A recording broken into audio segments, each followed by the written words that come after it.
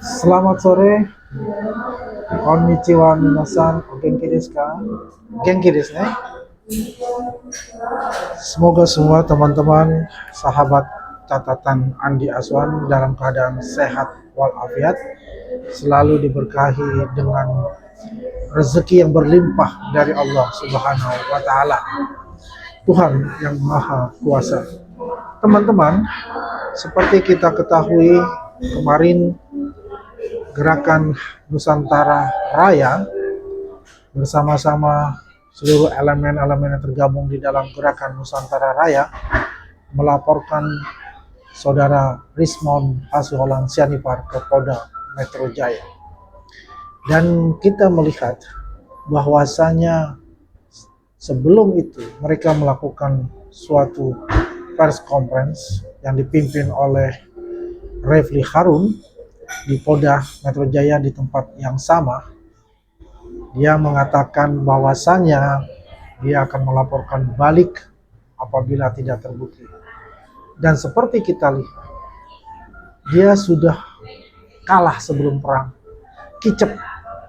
Artinya apa yang dia lakukan selama ini pembohong besar yang ketahuan di mata publik. Teman-teman, kalau kita melihat, nah, selain ancaman itu, dan dia ditanyakan juga oleh Refli Harun, kuasa hukumnya, untuk bisa memberikan penjelasan yang terang benderang mengenai ijazah S2 dan S3-nya di Yamaguchi University di Jepang. Tetapi yang ditanyakan lain pula untuk dijawab. Kita melihat bahwasannya yang ditanyakan adalah mengenai ijazah, tapi yang dijawab adalah mengenai buku Gibran Endgame yang dia katakan sudah memberikan kepada beberapa instansi termasuk yaitu DPD RI. Dan saya melihat di sini mengkonfirmasi sekali lagi kepada seluruh teman-teman semua, seluruh rakyat Indonesia, bahwasanya dia tidak berani untuk memberikan keterangan mengenai status dari ijazah dia selama ini yang diakui dan digunakan untuk kepentingan pribadinya, ya, sebagai dosen penerima APBN dan juga sebagai awardee, ya, awardee di Universitas Yamaguchi melalui program Mambu Gakuso itu, yang nyata-nyata tidak ditemukan data-data baik di pangkalan data di Jepang maupun pangkalan data yang ada di Indonesia mengenai yaitu adalah penyetaraan ijazahnya. Karena setiap warga negara yang berkuliah di luar negeri setelah selesai dan ingin mengabdi di sebagai ASN, sebagai pegawai BUMN, sebagai dosen dan sebagainya, harus melampirkan surat keterangan penyetaraan ijazah. Yang selama ini juga dia menggembar-gemborkan, teroris ini menggembar-gemborkan bahwa ijazah Wakil Presiden kita, Gibran Raka Buming Raka, tidak mempunyai ijazah SMA. Teman-teman, perlu kita ketahui agar tidak ada bias informasi atau disinformasi yang selama ini teroris ini mendengung-dengungkan dan membawa opini-opini sesat ya kepada masyarakat kita. Berulang kali saya katakan dan teman-teman kami juga katakan bahwasanya di Singapura itu tidak ada istilah SMP maupun SMA. Yang ada adalah secondary school. Ya. Jadi secondary school itu berbeda dengan kurikulum yang ada di negara kita, yaitu ada SMP dan SMA. Dan jelas bahwasannya Mas Gibran ini sudah selesai untuk dikatakan secondary school-nya itu, ya, di mana, yaitu di Singapura, di Orchard Secondary School. Dan kita ketahui juga Mas Gibran telah selesai mendapatkan ijazah S1-nya dari Bradford University dari MDS, Management Development Institute of Singapore, ya, dengan mendapatkan ijazah asli dan sah, ya. Jadi teman-teman, penggiringan-penggiringan opini yang dilakukan oleh mereka ada tujuan-tujuan politik, ya, dan ini ditunggangi juga oleh ya bohir-bohir atau invisible hand di belakang mereka yang selama ini mereka diberi backup oleh bohir-bohir yang invisible hand kita katakan. Dalam hal ini maka diperlukan adanya suatu pengertian kepada teman-teman semua untuk dapat memilah segala berita ataupun yang selalu didengung-dengungkan oleh mereka itu. Pada dasarnya kalau kita melihat pergerakan-pergerakan mereka semakin sempit dan banyak sekarang masyarakat yang sudah percaya bahwasanya apa yang mereka lakukan, teroris ini, bukan semata-mata mencari kebenaran, tapi mereka lakukan adalah bagaimana memakzulkan Gibran Raka-Buming Raka melalui sasaran antaranya yaitu Pak Jokowi, Presiden RI yang ke-7, dengan mengotak-atik, mengulak-alik yang mengenai ijazah asli beliau yang dituduh palsu oleh teroris ini.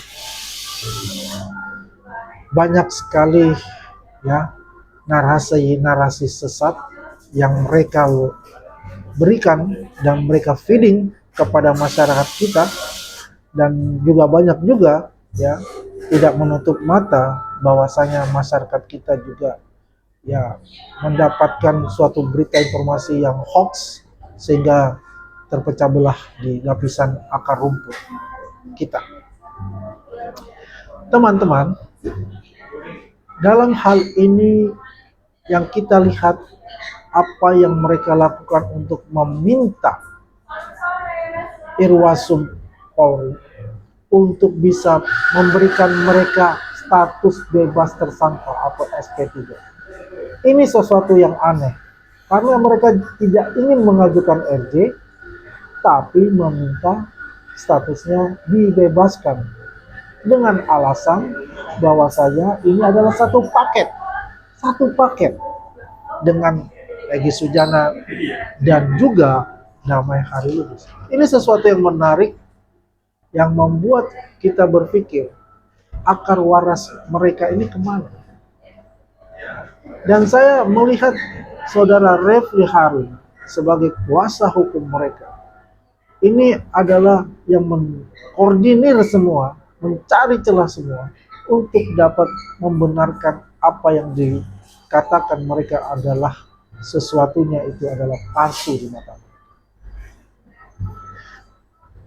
Teman-teman, kita melihat juga bagaimana perjuangan teman-teman kita ya, pendukung Jokowi, pendukung Prabowo Gibran, ya ini adalah pendukung-pendukung yang organik, tidak mendapatkan segala sesuatunya yang diorkestrasi sedemikian rupa. Tidak, benar-benar adalah relawan maupun pendukung-pendukung yang ingin menegakkan kebenaran melawan kezaliman yang selalu dia lakukan oleh para teroris ini. Apakah teman-teman tahu sekarang bahwasanya teroris dan kawan-kawannya ini telah membentuk sebuah partai, namanya Partai Indonesia Merdeka. Artinya selama ini yang mereka lakukan adalah tujuannya politik. Yang agak menarik, siapakah di belakang Partai Indonesia Merdeka ini yang membiayai atau memberikan logistik kepada mereka? Banyak dugaan-dugaan muncul ya mengenai siapakah yang mendukung mereka itu. Salah satu muncul namanya Reza Khalid. yang kita ketahui sekarang melarikan diri ke negara tetangga dan mendapatkan red notice dari Interpol untuk itu. Nah, ini masih dugaan, belum sesuatu hal yang bisa dibuktikan. Tapi dugaan itu kelihatannya ya agak, katakanlah, masuk akal juga untuk itu. Karena irisan-irisannya ini, latar belakang mereka ini bersinggungan. Dan itu sangat menarik. Gitu. Ya, tapi nanti kita ulik terus dan kita cari apakah benar. Kalau itu benar, ya artinya memang harus kita informasikan ke publik untuk itu. Biarlah publik yang nanti menilai untuk masalah-masalah hal tersebut. Ya. Jadi selama ini kita ini seperti digoyang-goyang, katakanlah, artinya dibuai dengan kata-kata yang menurut saya kata-kata beracun dari mereka. Terbukti maling teriak maling. Ada game ini jelas-jelas menggambarkan apa yang dilakukan salah satu dari tersangka tersebut. Yang membuat kami heran, akhir-akhir ini, ya, saudara Rismond, nyalinya ini sudah tidak terlihat lagi gitu. Dibandingkan tahun kemarin, di awal-awal mereka menyebut bahwa ijazah Pak Jokowi itu palsu. Mengatakan skripsinya palsu. Pergi ke sana, pergi kemari, mendowngrade aparat penegak hukum, institusi negara, dan sebagainya. Seakan-akan dia sangat kebal terhadap hukum itu. Dan alhamdulillah, tim pencari fakta kita dari Nusantara, Gerakan Nusantara Raya, ini membuktikan hal itu terjadi. Jadi teman-teman, bahwasanya apapun yang harus kita lakukan, kita tetap semangat. Tekanan-tekanan itu ibaratnya sebuah vitamin untuk kita, untuk tetap gaspol, membuktikan bahwa yang benar itu adalah benar, ya, dan yang salah itu adalah salah. Tidak ada kata sedikit pun untuk mundur.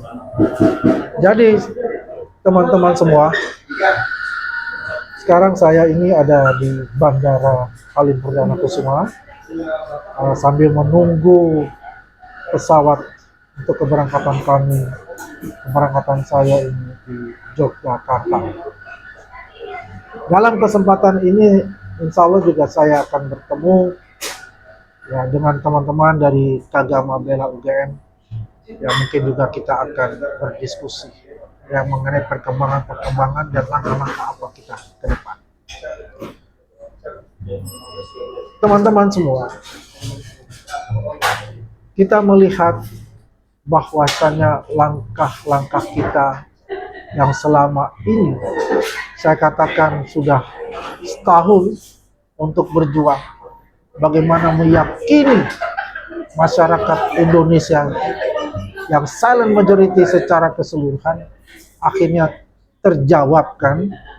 Ya, setiap kebenaran pasti akan membuka jalannya sendiri kepada orang-orang yang meyakini akan kebenaran itu. Sahabat-sahabat yang saya kasih dan saya sayangi, teman-teman seperjuangan yang luar biasa mendukung kami semua di catatan Andi Aswan ini, akan mengulik kembali bagaimana saudara tersangka yang bernama Rismond ini mengenai ijazah-ijazahnya ataupun juga mengenai hak patennya yang dia klaim waktu rakyat bersuara, dan saya bongkar mengenai, saya katakan, ijazah palsu. Karena beberapa indikasi sudah terlihat sebelumnya, ditambah juga teman-teman tim pencari fakta, ya, baik yang di Jepang maupun tim pencari fakta yang ada di Indonesia, Dan kesimpulan itu kita telah mendapatkan yang jelas, bukan hanya mengenai ijazah yang dituduh palsu S2 dan S3 di Yamaguchi, tapi juga ada hal-hal lain yang sifatnya itu kriminal. Dan nanti kita menunggu proses selanjutnya, yaitu pemanggilan saksi pelapor untuk DBAP, dan nanti saksi-saksi yang kami masih rahasiakan dulu saksi-saksinya itu, ya, nanti memberikan kesaksian yang jelas dan terang benderang mengenai kasus ijazah yang diduga palsu milik Rismon di Jepang tersebut. Dengan keyakinan penuh, ya, bahwasanya kemungkinan besar Rismon ini akan segera ditahan ketika status tersangka untuk kasus ijazah diduga palsu S2 S3 di Yamaguchi ini dan pengembangan kasus-kasus yang lain akan segera ditahan oleh Polda Metro Jaya. Untuk itu kami berharap teman-teman semua mendukung usaha-usaha kita bersama, menegakkan kebenaran walaupun dunia itu dan langit akan runtuh di depan kita. Maju terus, pantang mundur. Ewako gambate kudasai. Ya, mata ai masuk. Assalamualaikum warahmatullahi wabarakatuh.